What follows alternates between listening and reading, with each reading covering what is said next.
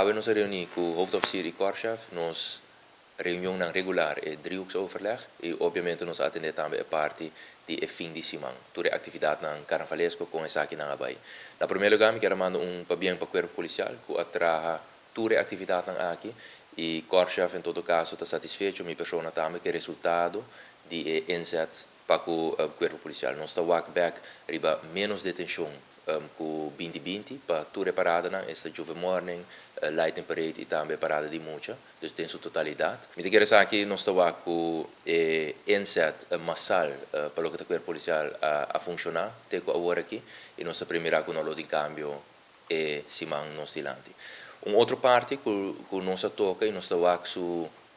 fruta não também tá campanha agressiva de corpo policial para o que tá conscientização de uso de álcool no tráfico 453 controle a bordo assim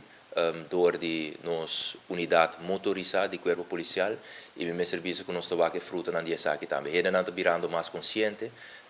e detenção não está menos para o que tá essa aqui e a não pode reparar que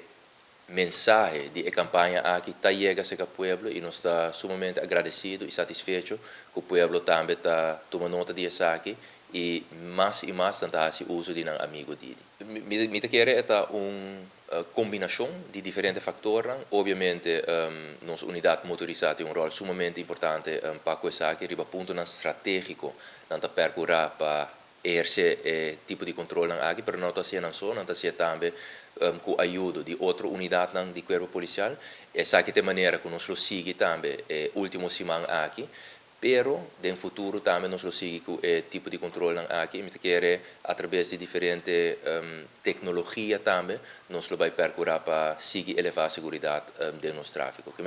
Nós estamos sumamente satisfeitos com a maneira com a diferente unidade do corpo policial de trabalhar junto para garantir a segurança do tráfico. E me quer também, nós tomamos nota de essa aqui também, tem que ver que cifra não mostra também que tem menos acidentes se nos comparar luna de januari com a luna de januari de ano anterior e nós estamos sumamente satisfeitos com essa aqui.